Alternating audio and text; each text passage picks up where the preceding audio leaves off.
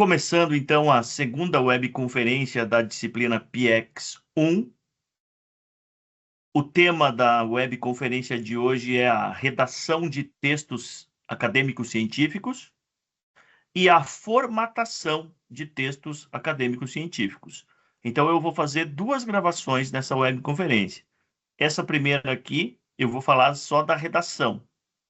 E aí eu paro a gravação, gravo novamente. Então, vai ter um segundo vídeo da webconferência 2, que é o da formatação.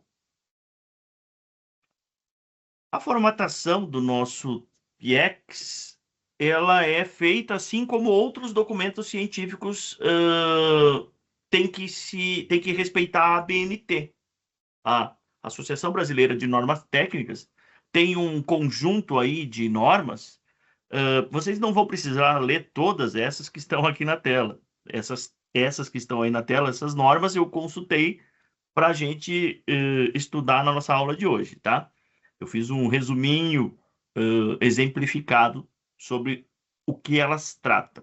Mas todo texto científico, acadêmico, alguns de vocês aí podem fazer um artigo científico em algumas disciplinas, uh, monografias, TCCs. Se vocês forem fazer uma pós-graduação, vocês podem fazer uma dissertação, uma tese de doutorado. Todas seguem a redação que eu vou mostrar para vocês agora. A maneira de escrever o texto. Como é que eu escrevo o texto? Como é que eu organizo o meu texto? Então, essa primeira parte da nossa conferência, a gente vai falar da redação de textos acadêmicos científicos. Acadêmico porque é do mundo acadêmico, né? Da universidade, da faculdade.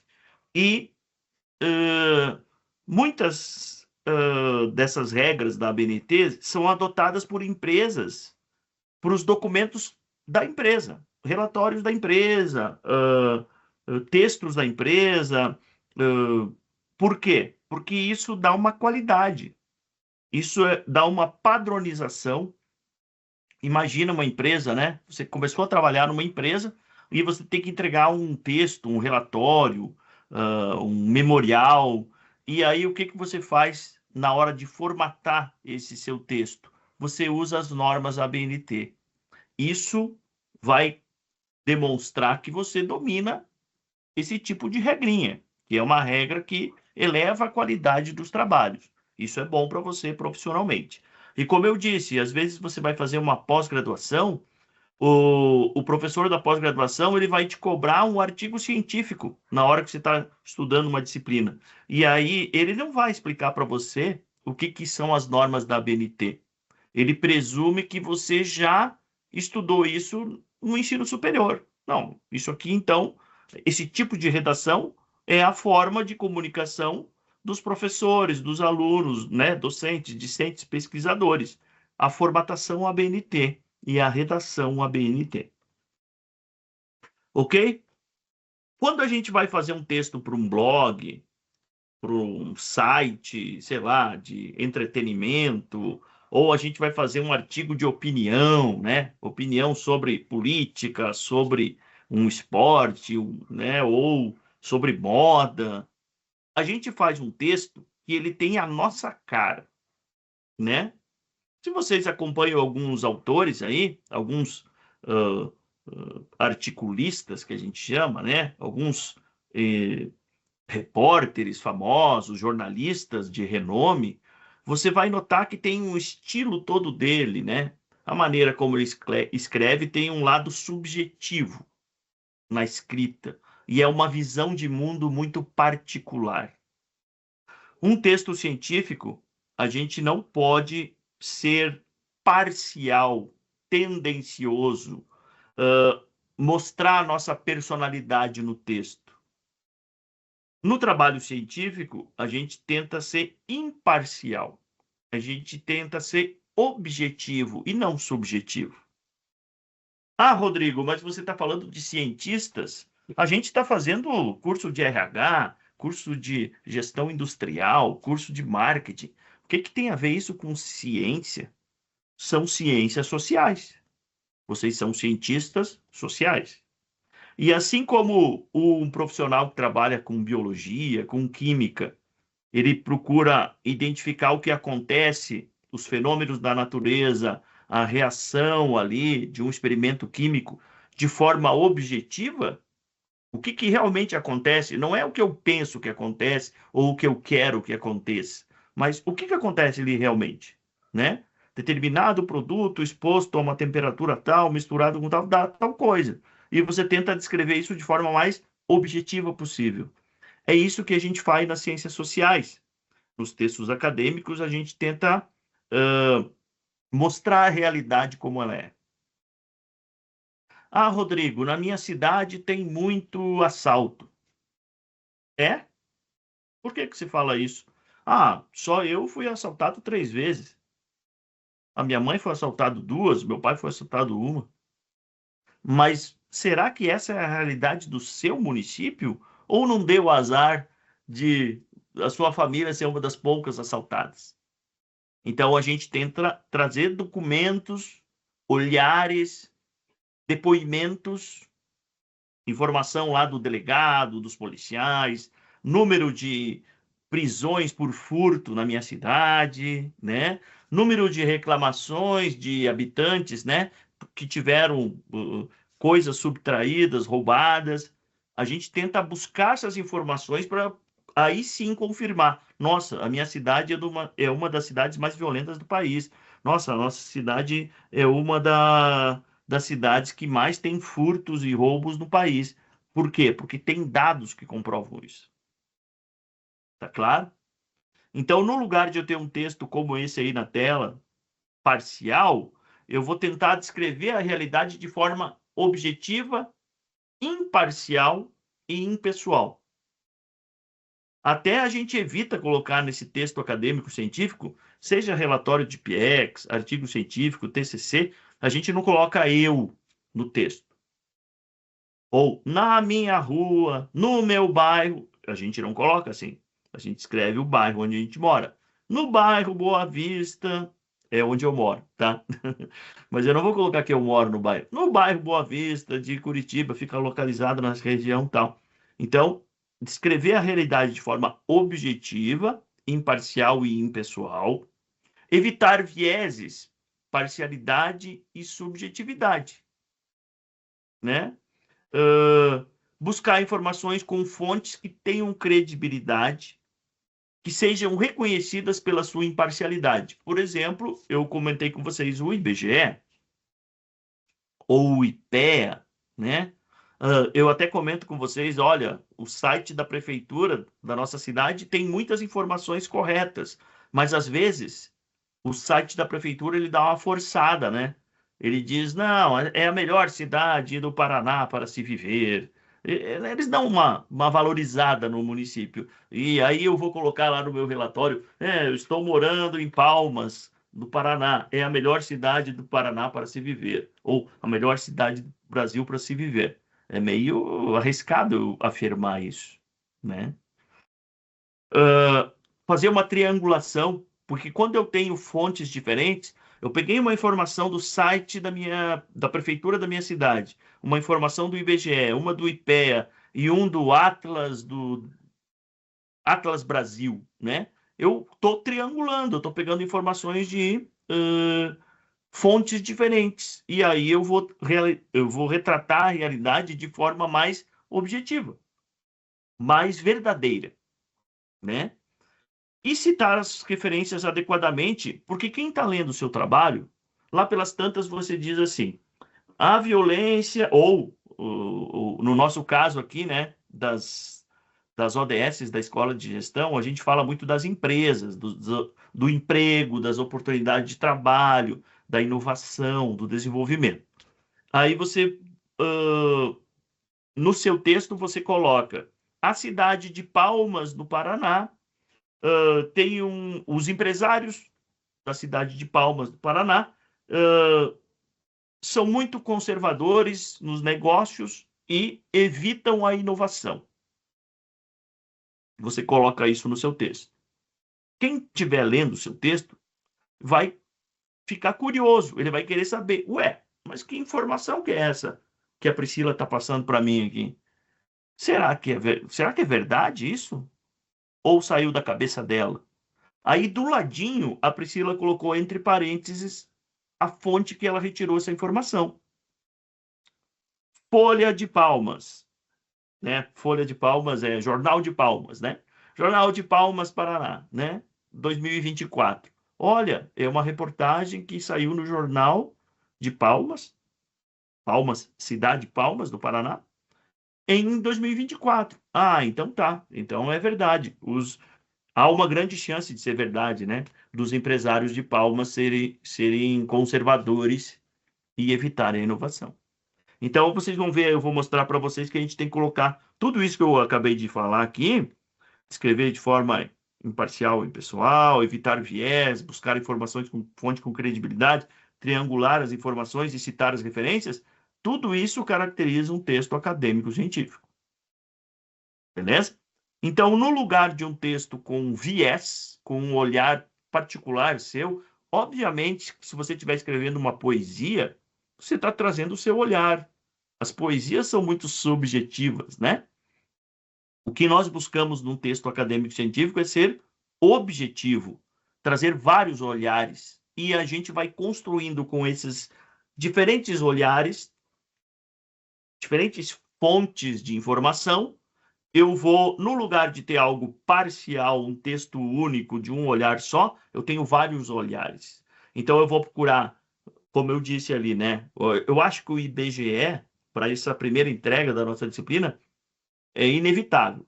A gente vai ter que usar o IBGE, né? Falar sobre a população da sua cidade, questões demográficas, questões econômicas, número de indústria, número de comércio, né? Então você vai ter que ter o IBGE. Também tem outras fontes. Então, eu peguei o IBGE, peguei o plano diretor da minha cidade. Eu, até na primeira webconferência da nossa disciplina, eu listei para vocês algumas fontes que são importantes. Dei uma olhadinha lá. Tá claro isso? Se eu pegar muitas informações de uma fonte só, da referência A, ou da referência B, ou da C, eu vou estar fazendo um trabalho muito enviesado, muito com o olhar de um. E outra coisa, alguns avaliadores consideram que quando a gente tira muitas informações de uma única fonte, a gente está fazendo um plágio. A gente, por mais que a gente use as nossas palavras, a gente está trazendo muita informação de um lugar só, eles consideram um plágio. Você está copiando o trabalho de outro e dizendo que é seu. Então, por isso também é importante a gente ter várias fontes, né? Vamos ver um exemplo aqui, tá? Um texto sobre a prefeitura, sobre a cidade de Guarapuava. Inclusive, eu tirei isso aqui do exemplo da entrega final da nossa disciplina. Vocês conseguem esse relatório aqui, relatório de pesquisa final de PIEX 1. Ele está disponível no espaço de entrega de trabalhos, no espaço da segunda entrega, tá? Então, olha como os colegas fizeram o trabalho. Eles pegaram da fonte de prefeitura de Guarapuava uma parte da informação desses dois parágrafos aqui, tá? Dois parágrafos do texto. Prefeitura de Guarapuava e Pardes e Centro Brasileiro de Liderança Pública. Então, olha como você está diversificando os olhares, né? Informações de fontes diferentes que eu combino para chegar a alguma conclusão, né? Para eu reunir isso de forma coerente, né? Olha só como seria esse texto sem eu mencionar essas fontes. Vocês estão vendo aqui que eu tenho três fontes diferentes, né? Elas são incluídas aqui no texto, ou no começo do texto ou no final do texto, né? Vamos ver como seria um texto de blog, né? Com cerca de 180 mil habitantes, Guarapuava se destaca como o município mais populoso da região centro-sul do Paraná, detendo a maior área de solos aptos para agricultura, pecuária e reflorestamento. Quem falou isso? Ah, Rodrigo, eu moro em Guarapuava desde que eu nasci. Eu sei que eu sempre trabalhei na agricultura, trabalhei com a parte rural, e eu sei que esse município ele é um que tem a maior área de solos aptos para agricultura e tal. Não. A nossa opinião, na hora de fazer um trabalho científico objetivo, não tem relevância. Tem relevância quando a gente inclui de onde a gente tirou. Poderia ter colocado no começo do texto, segundo o IBGE, segundo o IPARDES, Guarapuava tem 180 mil habitantes, papapá, né? Vamos continuar. Reconhecido por sua força nos setores agrícolas, madeireiro e produção de grãos, atualmente o município figura entre as maiores economias agropecuárias do Brasil. Quem falou isso? Ah, Rodrigo, eu vou juntar todas as referências lá no final e você, quem estiver lendo o meu trabalho, que se vire. Não, porque cada informação você está extraindo de um lugar. E aí você tem que apontar de onde você tirou essa informação. No entanto, apesar dos recursos naturais, disponibilidade de mão de obra, Guarapuava enfrenta desafios para se posicionar entre os mais competitivos do estado paranaense. Hoje a cidade perde em competitividade para grandes centros como Curitiba, Maringá e Londrina. Quem falou isso?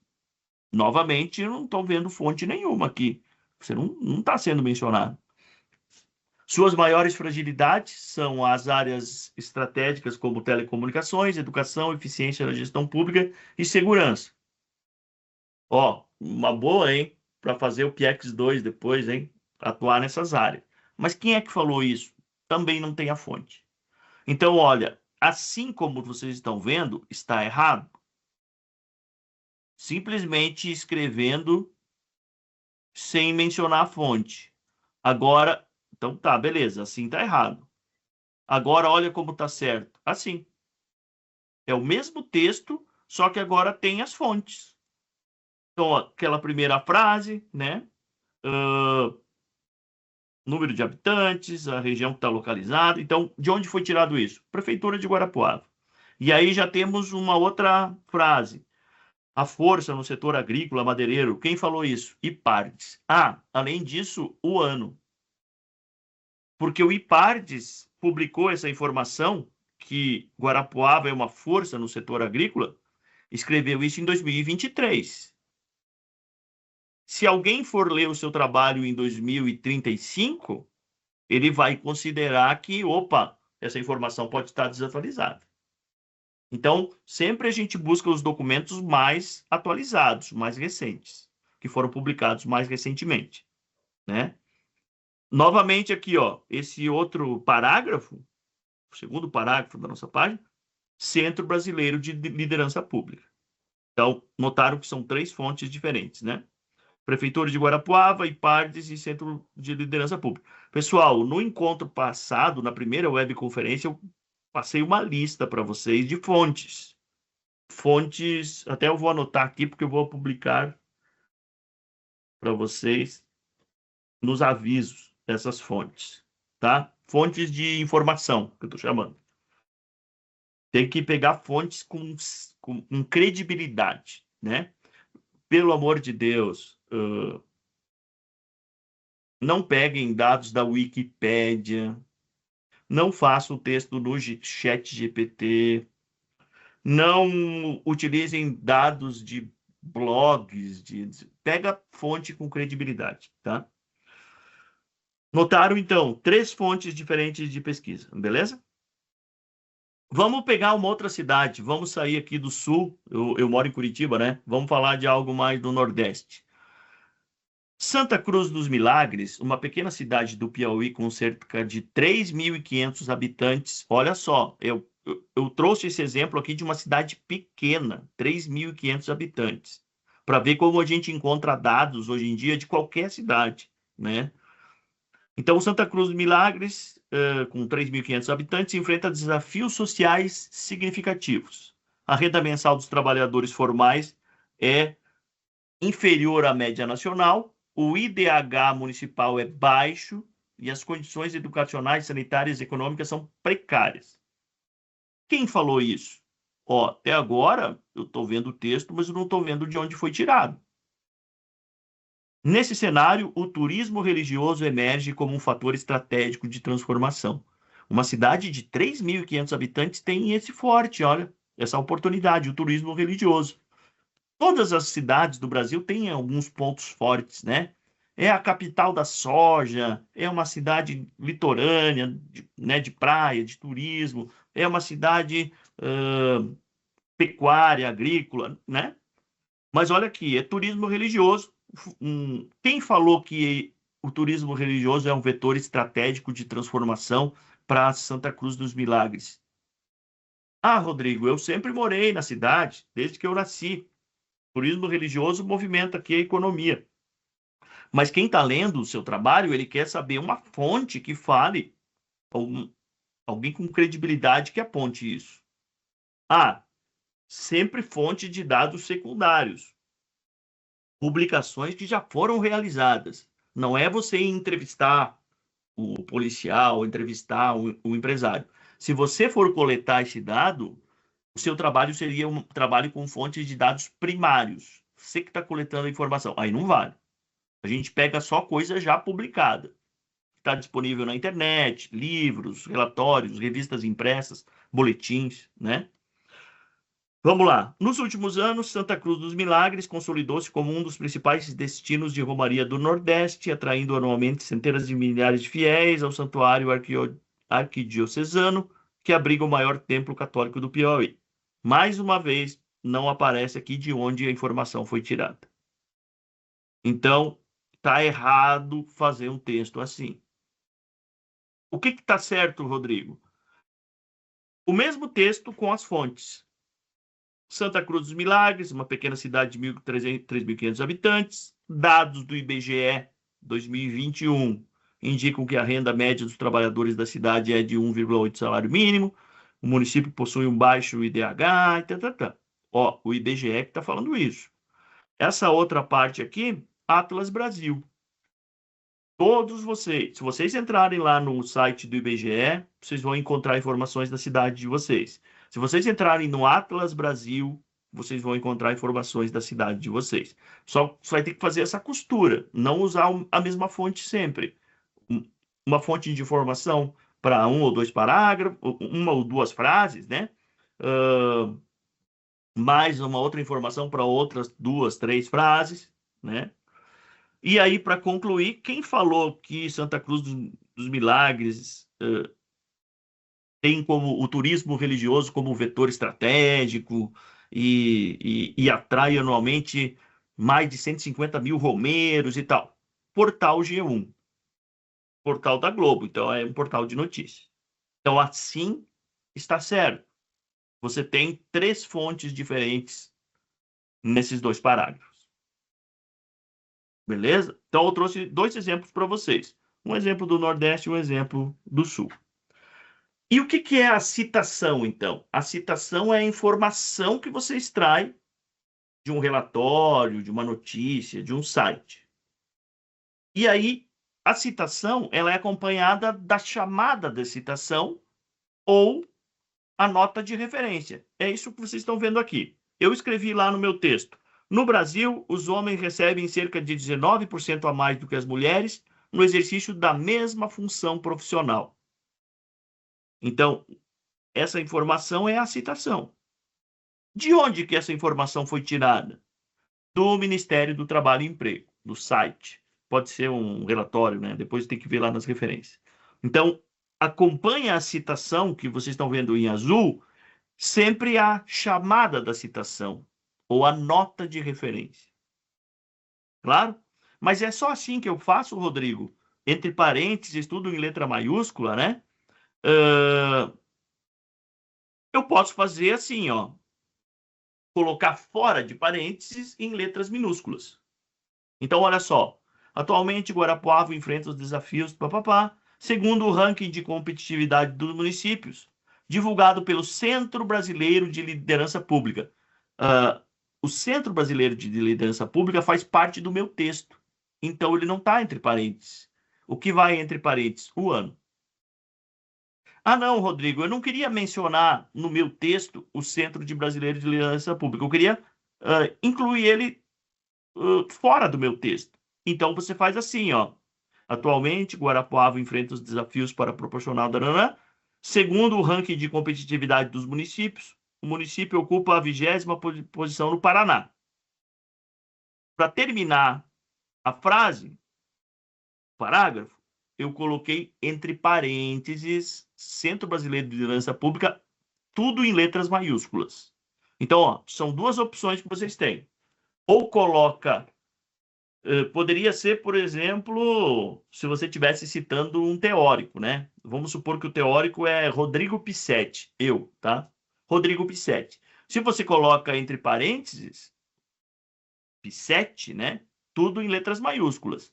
Agora, se você colocou no texto, segundo o pesquisador Rodrigo Pissetti, aí do lado, né, Rodrigo Pissetti, maiúsculas e minúsculas, você vai colocar o ano que o Rodrigo publicou, obviamente. Então, sempre junto com a fonte, a gente coloca o ano. Beleza? Duas opções.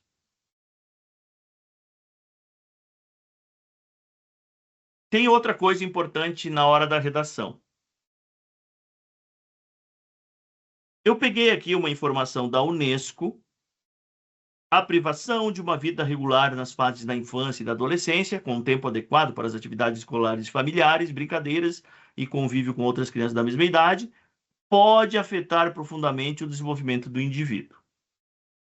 Essa informação eu retirei do site da Unesco. Só que eu escrevi aqui nas minhas palavras. Se você entrar lá no site ou no relatório da Unesco para conferir, você vai ver o quê? Que está escrito com outras palavras. Talvez isso esteja escrito até em 2 ou 3 páginas e o Rodrigo, no texto dele aqui, ele condensou tudo. Mas ele escreveu nas palavras dele. Agora, Franco et al. Provavelmente Franco deve ser o pesquisador, o autor, tá? A vedação do trabalho infantil enquanto direito humano e fundamental, assim como todos os outros direitos, é resultado de um processo histórico marcado por lutas sociais.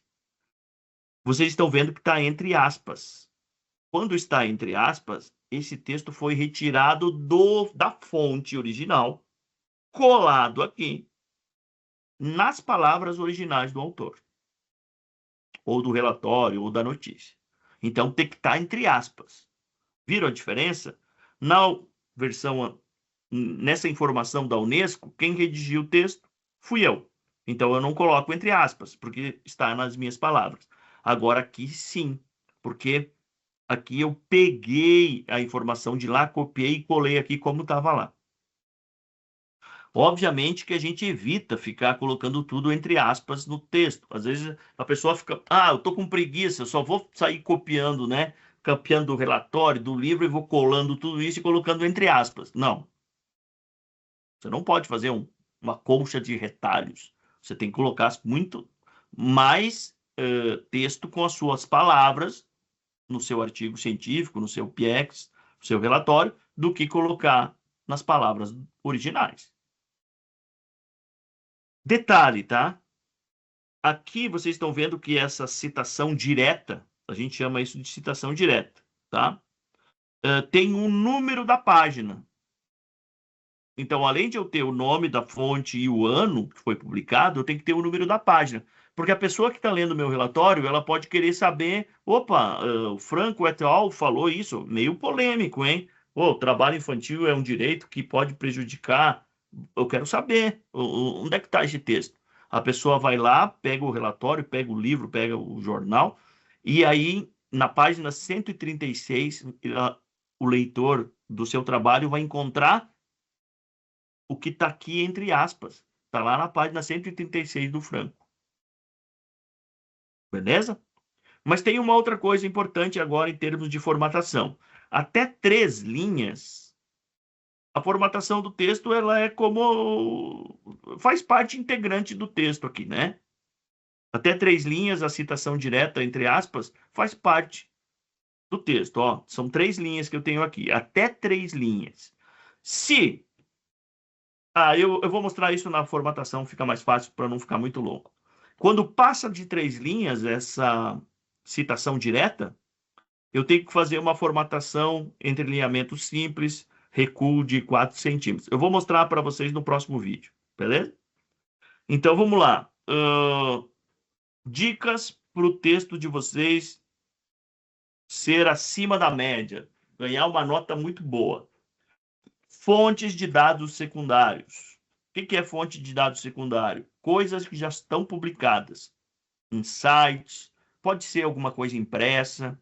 Eu fui lá na Secretaria de Meio Ambiente da minha cidade e tinha umas revistas, tinha uns catálogos, eu peguei um. É uma fonte de dados secundário, é uma fonte impressa. Livros, né? Dados secundários são diferentes de dados primários. Dados primários sou eu que coleto. Eu vou lá e tiro uma foto do trabalhador trabalhando sem o EPI. Eu vou lá e entrevisto o empresário. Eu vou lá. Não, você está coletando as informações primárias. No nosso trabalho, a gente não usa esse tipo de informação. Ah, mas nada melhor do que eu, que já trabalhei na empresa tal, para falar sobre ela. Não, a gente não trabalha também com depoimento pessoal. Beleza? As fontes de informações e de teorias têm que ter credibilidade. Wikipédia não tem credibilidade científica. Assistam a videoaula 1, a webconferência 1 da nossa disciplina, onde eu listei ali algumas fontes, né? IPEA, IBGE, Atlas Brasil e tal, tem um monte de coisa, um monte de fonte. Coloquei aqui nesse slide para vocês o IBGE, o Atlas do Desenvolvimento Humano. A sua cidade tem um plano diretor. O plano diretor é uma previsão e é um diagnóstico também de como está a sua cidade, mas é um plano de longo prazo. O que a sua cidade precisa investir futuramente, priorizar futuramente? O plano diretor é um documento sério que você pode utilizar como fonte. As leis da sua cidade, ou as leis do seu estado, ou as leis brasileiras, decretos, estatutos, órgãos governamentais. Se você entrar lá no site de Ministério do Emprego, se você entrar lá no site de Ciência, Tecnologia e Inovação do governo, né?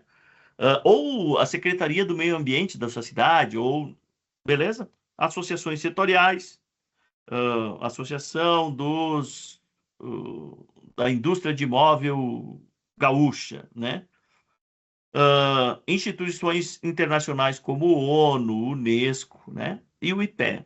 Então, olha só, eu garanto para vocês, se vocês, com o que vocês têm aqui na tela, de exemplo, vocês já fazem um ótimo trabalho. Um trabalho com informações confiáveis, né? Sobre o município de vocês, tá? É sobre o município de vocês que a gente está falando. As fontes de informação e teóricas devem ter relevância para o seu trabalho, obviamente. Procure sempre informações mais atuais. A gente sabe que o censo do IBGE é realizado a cada 10 anos, então às vezes a gente não consegue. Mas o IBGE trabalha com outros tipos de pesquisa além do censo, né? Mas procure sempre as informações mais atuais que você conseguir, o mais atual possível, né? E diversifique, use diferentes fontes de informação e de teorias. Beleza? Diferentes fontes vai mostrar a realidade sob diferentes olhares. Vai demonstrar sua cidade, vai retratar sua cidade de forma mais imparcial. Faça um print do que eu acabei de mostrar aqui e assim a gente termina